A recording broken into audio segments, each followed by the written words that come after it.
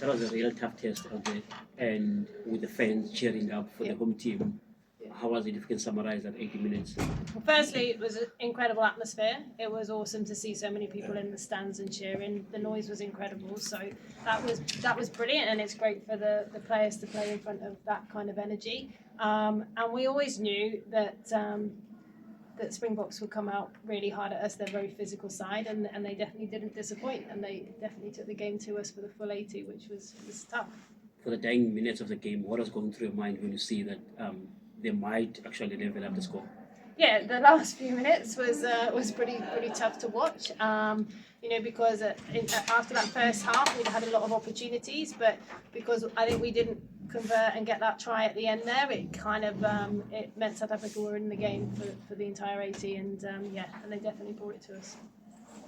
Coach, I don't know, maybe if it was your first time coaching against South Africa, what would you say you sort of learned from this game about South Africa and how they play, and if you do face them in the future, what would you work on, stuff like that?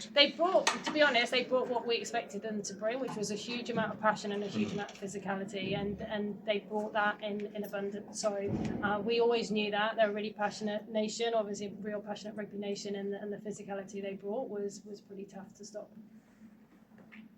What do you think was the difference in you winning, especially in terms of what you mentioned now, what the Springboks brought, but what was the difference in terms of what the Australian women brought to the match?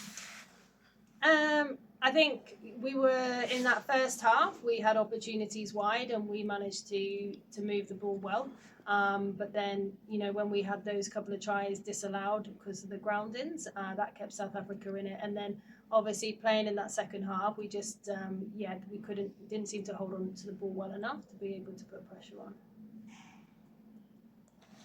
So, from the captain, obviously, first half it was booming fireworks, and then suddenly the second half things went down for you guys. What was happening? Yeah, I think that was just execution on our part, and probably coming out and maintaining that physicality for the full 80. As Joe mentioned, we previewed and we practiced this week that it was going to be a really physically tough game, and we were going to have to front up it in through the forwards for the whole 80. And we probably had moments there where we lapsed in that. We allowed them to get some leg drive, get some good carry meters through the middle, and then just our ability to retain the ball through scrum and in phase play, I think at times needed a little bit of work. So I think that was probably the difference there between the first and the second half. Obviously, looking at how things went out in the dying minutes, what do you think you guys could have done better just to not give South Africa more room to maneuver? Yeah, we had a big focus this week defensively on our chop tackles, and I think we probably let a few of those get a little bit high, creep a little bit high, which allowed disciplinary errors, which allowed them to march down the field, but also allowed them to gain those extra carry meters through the middle of the field. So definitely one area we'll be looking to fix for Scotland next week, and then I think probably our scrum let us down a little bit tonight as well. You good, Nate?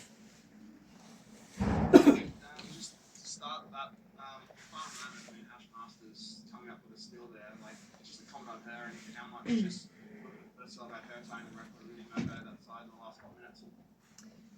Yeah, I think the girls were pretty motivated.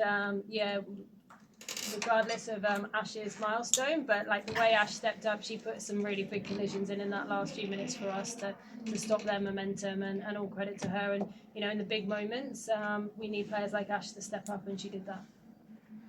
I think, sort of looking at the final stuff, you ended up making 90 more tackles than South Africans did. How pleased you with sort of that goal line D where you just sort of kept fighting, and did enough to come away with that win? Yeah, I said to the players at the end, like we were disappointed to be in that position in the first place because we kind of let ourselves down with making some poor choices and decisions in that second half. But then the passion and the heart that they showed to defend that line at the end was we were really proud of. The fight to get back and the way they put themselves on the line and stepped up. That's really difficult to coach. That comes from a group wanting to work hard for each other, and so that side of it was really pleasing. Would rather not been in that position in the first place, but we were, and they fought hard to keep the win. Talk about mistakes. That sort of minute, it's the 21st minute where Cecilia Smith goes over and what's going through your mind when you see the Jack Jackman's hair moment, something's up. Yeah, it was obviously it was a great try up until that point. The way the girls had handled the ball, and we've been working on a lot of that. So yeah, disappointing, and it kind of just that was a bit of a momentum swing there, and to have the one before half time disallowed two. For not there's I think it was a little knock on or something. That had an impact on the game, and it definitely gave South Africa that lifeline going into the second half, which kept them in the game. Matt, just the sort of physicality of it. I know you sort of had players that Northern Hemisphere teams that led to this. How's that sort of compared to what you face in the field today? Yeah, I think it'd be up there. I think it'd be definitely one of the top physical games that I've been part of, and I'm sure the girls will all be feeling it tomorrow. But yeah, testament to South Africa. They came out and played for the full 80 with that physicality and did really well to capitalise on the opportunities they created through that. So yeah, definitely what we were expecting and what we were planning for. But yeah, they did really well out there and played physical for that whole 80.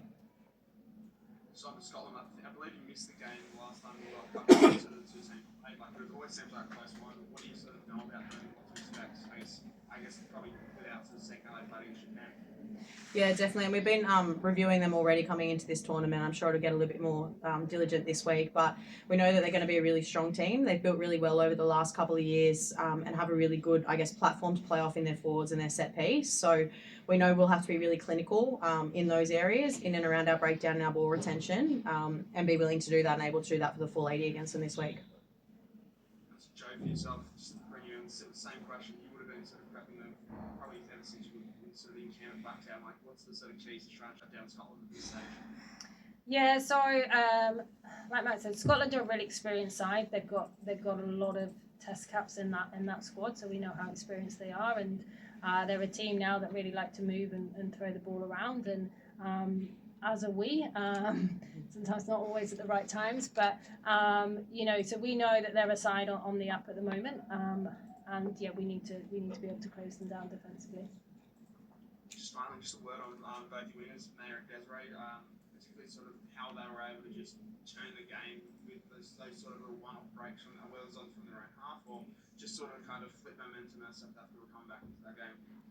Yeah, we know that how dangerous those two are. They've been playing exceptionally well through this block of games in this tournament. So yeah, we know if we give them a one-on-one, the chances are that they'll beat them, and they've been showing that in games. So, but against Scotland, we'll be coming up against some equally good wingers, and we need to be able to create space for them too. Great, that's all for me. Thanks very much. Congrats on the win. Thank you. Any last questions? Thanks, all. Yeah, thank you.